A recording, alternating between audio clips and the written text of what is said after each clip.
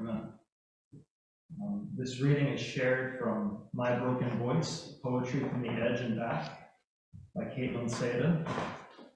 The words have been adopted for this church setting. This is in conversation with Emily Dickinson's poem about hope. So the reading is, hope is not a bird, Emily, it's a sewer rat. Hope is not the thing with feathers that comes home to roost when we need it most. Hope is an ugly thing with teeth and claws and patchy fur that's seen some shit. It's what thrives in the discards and survives in the ugliest parts of our world, able to find a way to go on when nothing else can even find a way in. It's the gritty, nasty little carrier of such diseases as optimism, persistence, perseverance, and joy, transmissible as it drags its tail across your path and bites you in the butt. Hope is not some delicate, beautiful bird, Emily. It's a lowly little sewer rat that snorts pesticides like there were limes and still shows up on time to work the next day, looking no worse for wear.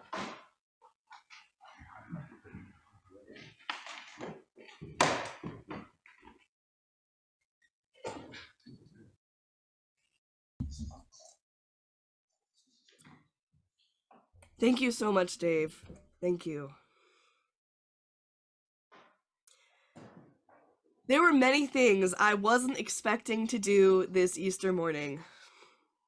I was not expecting that I would be preaching to you in this way over a projector screen. I wasn't expecting that I was going to be sick and barely have a voice to preach from. And I certainly wasn't expecting that I would end up comparing the Easter holiday and Jesus to a sewer rat. But here we are, on yet another Easter morning, persisting, proclaiming hope, while it has seen some nasty dark times, that it lives on. So I'd like to take you through the journey of the Christian Easter story and tell you why Jesus, and the meaning of resurrection, for lack of a more compelling metaphor, is like a sewer rat. The story of Easter morning starts with 3 women in mourning coming to prepare Jesus for burial. But that's not where the journey of Easter begins. Easter begins with all the events that leads up to Jesus' death, the reasons they were mourning his loss, all the reasons they were shocked and joyful at the news that he was not in the tomb. In the story that leads up to his gravesite, Jesus lived the life of someone who was treated like he could be discarded, at least in the eyes of the people who publicly tried him for treason. Crowds of people demanding that he be killed, Pontius Pilate and the religious government officials, Jesus was seen and treated, well, like vermin. People joked about Jesus, about everything he stood for and everything he did, whether it's the clothes that they drew lots from, or that joke crown they put on his head that forced him to bleed because he self-proclaimed pitifully that he was king. Jesus was treated disgustingly, like an infection that had to be dealt with. Not because he did anything wrong, but because he existed as himself, and dared to think he was worthy of respect. And sadly, Jesus died in a really terrible way. A way that only the worst of criminals died. And as a form of not only punishment and torture, but also as a symbol, as a threat for anybody else who dared to question the emperor, the religious authorities, or the ways of the Roman Empire. His death was meant as a signal, not only for himself or people who believed in him, but for anyone, anywhere that acted like him. It was a sign that said, stay in your place. And maybe it seems impossible to think of someone being treated so harshly. But sadly, in our world, we know this is true. We witness around the world people getting treated like they are less than human. like they can be discarded. Whether it's children in cages or refugees locked out of nations, whether it's institutional and historical forms of racism, or in the words of Dr. James Cone, Black liberation theologian, the relationship between the cross and the lynching tree. We live in a world where far too often the story is bleak and hopeless, and people are treated like they have no dignity and are not worthy of respect. Where people are treated as objects or weapons, as a byproduct of someone else's dollar or someone else's war. We live in a daily reality where people are treated as less than human, as less than holy. But that's not where the story ends. Not today. Kind of like the sewer rat that Caitlin Steeda talks about in the poem. You couldn't keep Jesus down. They came to the tomb to anoint the body for burial, and the tomb was empty. New life persisted anyway. No one could truly kill the spirit that just kept coming back. There are many ways that we treat humans like they aren't human. Many ways that people try to kill others they deem as other. But no matter how often it happens, people will always find a way to survive. People will always find a way to live, to come back, and to bite you in the butt. I mean, think about the history of Christianity. Isn't it ironic that the Roman Empire, the same empire that deemed that Jesus himself and Christianity was this meaningless joke to discard, is the same empire that would fall to Christianity about 300 years later with Emperor Constantine. The person they thought was forgettable is a person that over 2,000 years later, people celebrate across the world.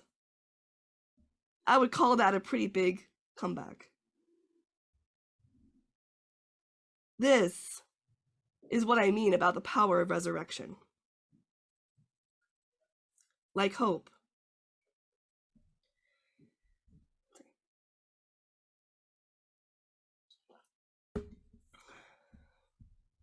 It's not fluffy bunnies or beautiful flowers. They have their solace and their joy and their comfort, true. But resurrection is the bloody, painful, hard work of survival and rebirth. It's deciding to live anyway. Deciding no matter whose voice is deemed to have the last word, life will always find a way. We have seen loss of life. We've seen the ways that others people are treated as less than human, but as Unitarian Universalists, and as people of genuine faith around the world, we know that people have inherent worth and dignity. We know the truth. And we've seen the comeback. We know the holiness at the heart of being human, the miracle and the mystery of life itself. We've seen the revolution of love that lives as legacy well past when someone is alive. We know we have seen dignity cry out from the streets when someone's life is ended, whether it be Eric Garner or George Floyd. We've seen dignity cry out from protests, from the walls. People who say, we matter. We have seen new life take over places where others have written off as dead. And this is why people of many faiths celebrate today. This is why we sing our Alleluias. This is the kind of hope, the kind of faith, and the kind of resurrection that I want. I don't want the kind of hope that can be crushed, like the petals of a flower, so easily bending to the circumstances of life's tragedy. I want hope emerging like a sewer rat.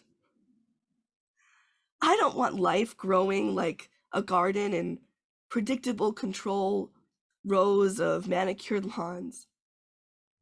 I want the wild, unpredictable new life like the microorganisms that are growing on plastic trash in the ocean, the whole new ecologies that are springing up there. I want a life that is abundantly growing, wild and unkempt, where others have shrugged up and given up.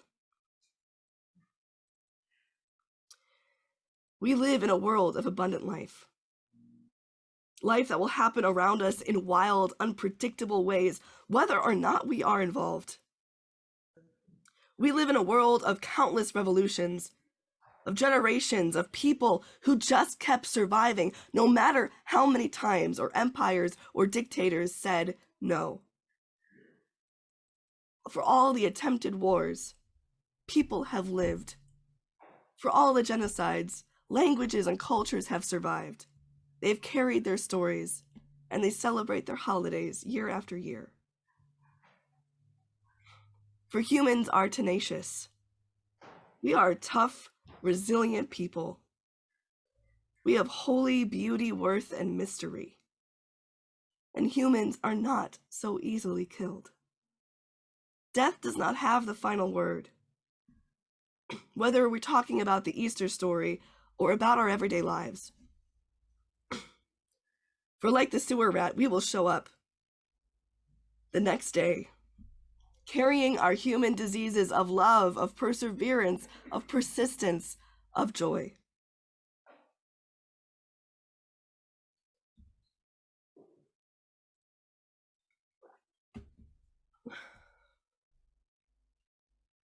There are days, maybe even days when you are sick, when it's easy to feel like death won, when it's easy just to succumb to negativity and tragedy as if that's the end of the story. But it never is. Life will always persist. Life always keeps happening. Sometimes it won't be in the ways that you expect. Sometimes it'll be mysterious and unimaginable and confusing and terrifying. Sometimes it looks like an empty tomb. But life will always emerge somehow, tenacious and strange, holy and powerful. Hold on to it. Hold on to that kind of life, to that kind of love and faith and hope. The one that keeps coming back. Remember your dignity. Hold on to your worth, no matter who is in power, no matter what anyone says. You have worth. Remember your power to choose life anyway, even when it looks dark. Remember that there's a new life that's waiting in you, waiting to emerge. And there's a legacy of love that you will inspire that will outlast any of the days of your lived life. There is new life springing around us, but it doesn't look like a nice, comfortable bird is going to come home to roost. It looks like a sewer rat. May we take that life.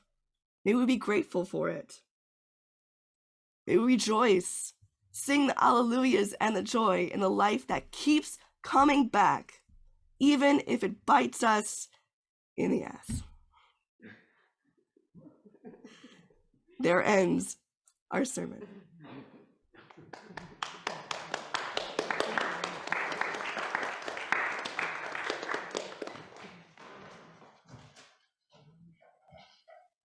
Thank you, Emily.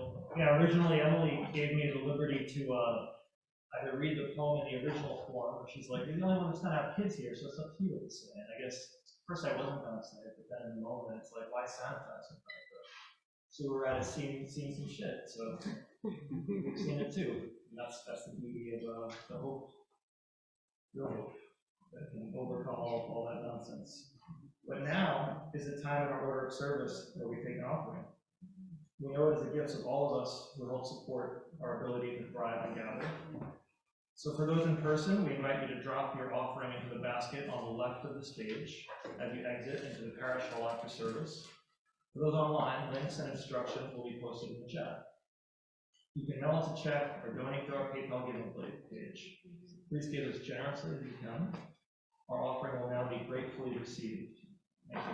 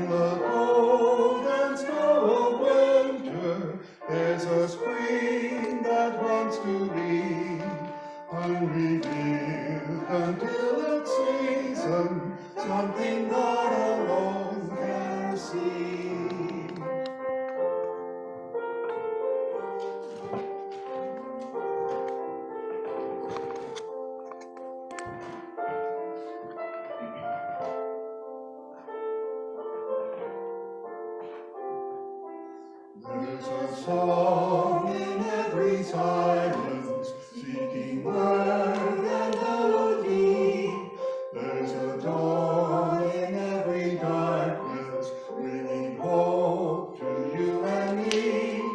From the past will come no future, what it holds a mystery, unrevealed until it's season, something God alone can see.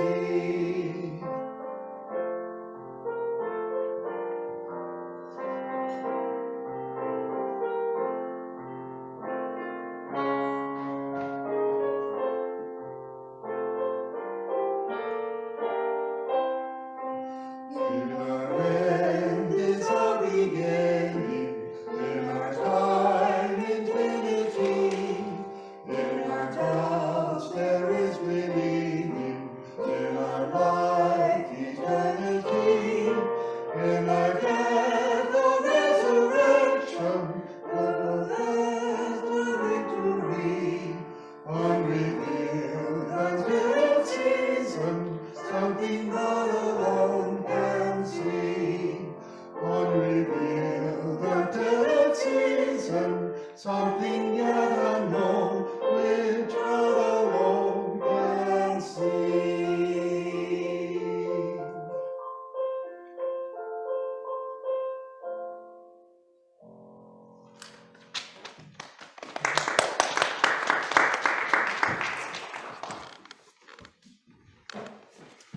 Please grab your hymnals. Turn to number 269. Lo, the day of days is here. And we've got a little bit of a puzzle this morning. If you read music, you're going to be a bit confused because we're using an alternate tune, one that you'll all recognize. But the words we're singing are in 269. Please open your hymnals and stand and join us.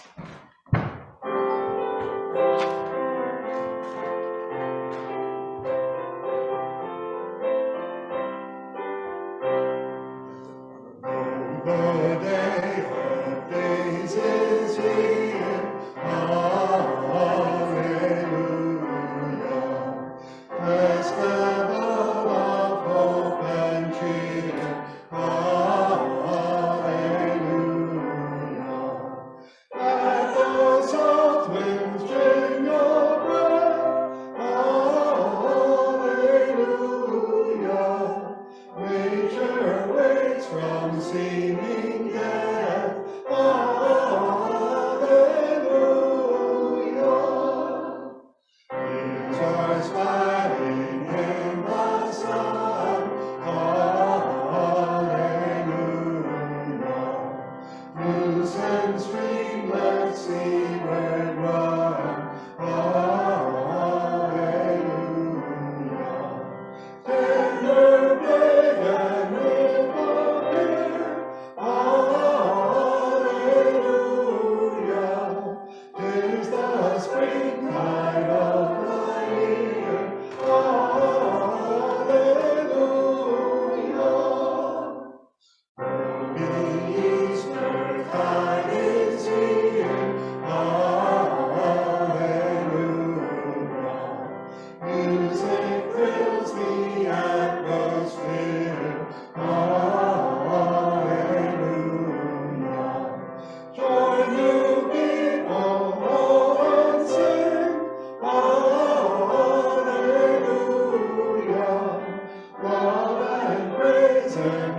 thanksgiving. Hallelujah.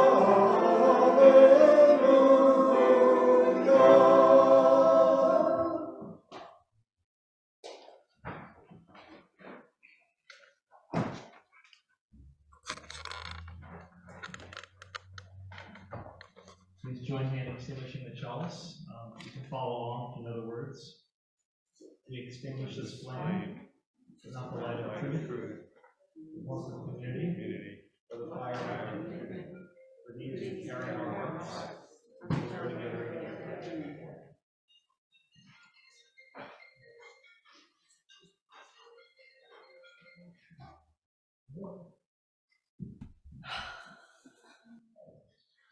Humans are tenacious. We are tough, resilient people. And life will always persist. Hold on to that new life, that kind of hope that doesn't so easily crumble, but that comes back time and time, even when, well, it bites us. Have a great and happy Easter, everyone. Be blessed. Amen.